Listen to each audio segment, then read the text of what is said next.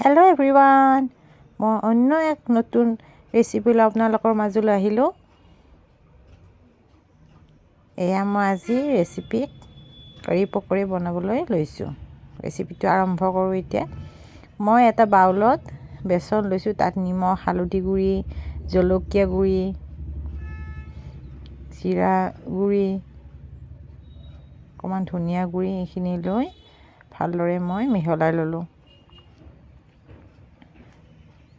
তাৰপিছত মই অকণমান ইয়াত বেকিং পাউডাৰ আধা চামুচমান হ'ব বেকিং পাউডাৰ দি ইয়াত কচুৰি মেথি অকণমান দি মই ইয়াত ঠাণ্ডা পানীৰে মিহলাই লৈছোঁ। ঠাণ্ডা মানে আমাৰ যোনটো নৰ্মেল পানী সেইটোৰে মই বেটাৰটো বনাই ল'লোঁ।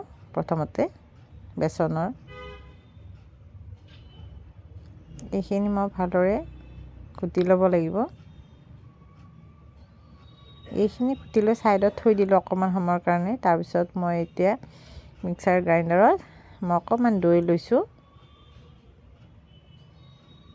তাৰপিছত তাত মই 2 চামুচ পৰিমাণৰ বেচন দিছোঁ আৰু ইয়াত জলকীয়া গুড়ি আৰু নিমখ অকণমান দি এইখিনি পিচি লৈছোঁ। অকণমান পানী দি পেলাই অকণমান পানী দিছোঁ, যিহেতু দৈত পানী আছে অলৰেডি।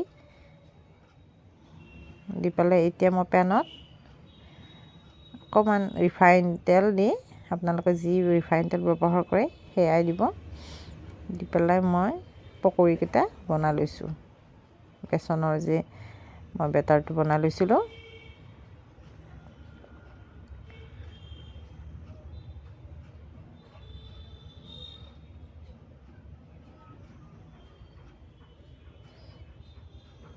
এই ধৰণে লৰাই মই পকৰিকেইটা ভালদৰে হ'বলৈ দিছোঁ। যিহেতু তেল তলতে আছে, কমকৈ দিছোঁ তেলটো, সেইকাৰণে মই অকণমান লৰাই তেলটো যাতে চাৰিওফালে ফুলি যায় সেইকাৰণে মই এই ধৰণে দিছোঁ। মই গোটেইখিনি এই ধৰণে বনাই ল'ম। আপোনালোকে কেতিয়াবা খাইছেনে? এই ৰেচিপিটো জনাবচোন কমেণ্টত। এই ৰেচিপিটো একচুৱেলি মই ঠাণ্ডাতো খাব পাৰি, গৰমতো খাব পাৰি। আৰু দৈ যিহেতু আমি স্বাস্থ্যৰ পক্ষে খুবেই ভাল হয়, সেইকাৰণে এই ৰেচিপিটো মই ঠাণ্ডা গৰম কথা নাই, প্ৰায় বনাওঁ। এইকাৰণে মই ভাবিলোঁ যে এবাৰ আপোনালোকৰ মাজতো লৈ আহোঁ।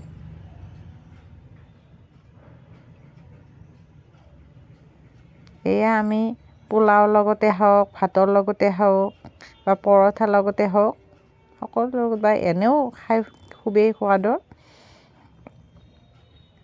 এই ধৰণে বনাই খাই চাবচোন, যদিহে খোৱা নাই। আৰু যদি খাইছে এবাৰ কমেণ্টত জনাবচোন, মোৰো ভাল লাগিব।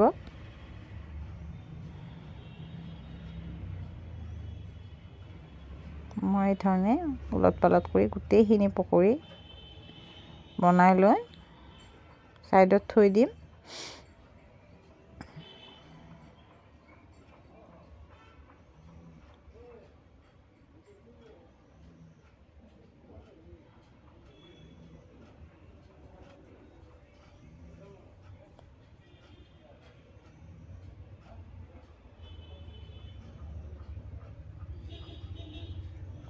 দেখিছেনে তেলটো একদম এবজৰ্ব কৰি লয়। সেইকাৰণে টিচু পেপাৰে যদি আছে, টিচু পেপাৰত থ'লে তেলখিনি এবজৰ্ব কৰি ল'ব টিচু পেপাৰে। এই ধৰণে থ'ব পাৰে। মই এখন চেকনিতে থৈ দিছিলোঁ। তাৰপিছত মই এখন কেৰাহী পাতি দি তাত অকণমান তেল দি তাত ডালচেনি, ডাঙৰ ইলাচি, লং এই ধৰণে দি তাত মই যে বেটাৰটো মিক্সাৰ গ্ৰাইণ্ডাৰত কৰি লৈছিলোঁ পেষ্টটো, সেই পেষ্টটো দি দিলোঁ।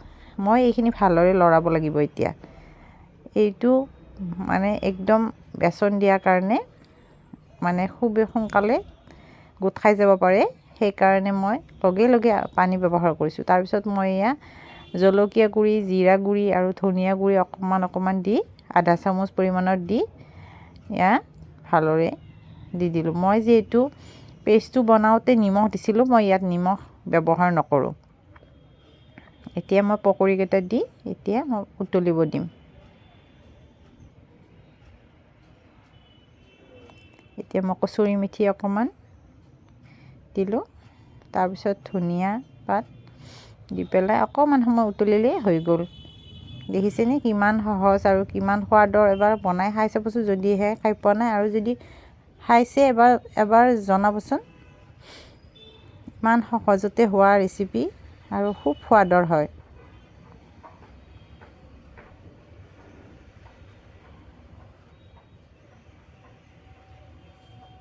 ল'ৰা ছোৱালীও খুব ভাল পাব খাই। কিহেৰে বনাইছে কোনো গমেই নাপাব।